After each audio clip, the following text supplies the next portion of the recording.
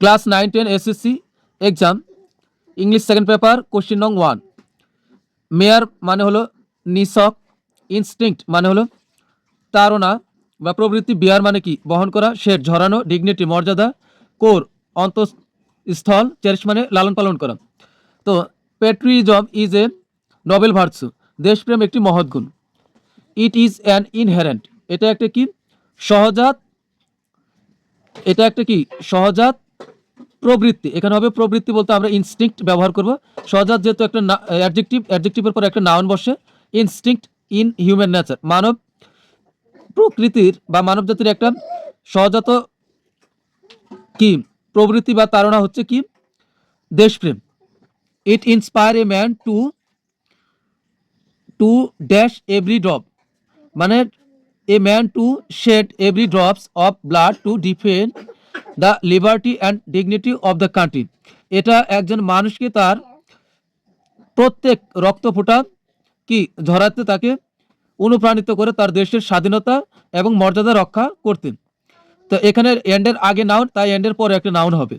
But patriotism should not be a dash, কিন্তু দেশপ্রেম হতে পারে না একটা কি হতে পারে না এ মেয়ার নিছক বা কেবলমাত্র সো কল্ড স্লোগান, একটা slogan in the public meeting, জনসম্মুখে একটা স্লোগান বা পাবলিক মিটিং হতে পারে না।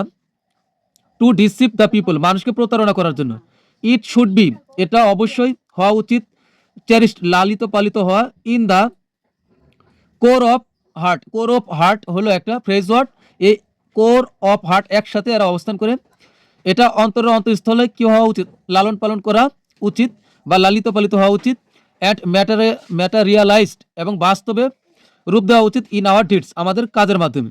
উই শুড কিপ, আমাদেরকে রাখতে হবে, আমাদেরকে রাখা উচিত। আওয়ার সেলফস, তাহলে এখানে হবে ourselves above from the fake patriotism, মানে কি ভণ্ড বা মিথ্যাবাদী দেশপ্রেমিক থেকে আমাদেরকে কি ঊর্ধ্বে রাখতে হবে। এভরিবডি শুড, প্রত্যেকের উচিত। বেয়ার ইন মাইন্ড, এটা কিন্তু একটা phrase noun, phrase word. Bear in mind মানে বেয়ার একসাথে অবস্থান করবে, প্রত্যেকের মনে রাখা উচিত যে দ্যাট যে এ প্রিটেন্ডার, একজন প্রতারক, মাস্ট বি ডিফিটেড, অবশ্যই সে পরাজিত হবে। নোবডি উইল, কেউই তাকে কি করবে না, উইল রিমেম্বার মনে রাখবে না।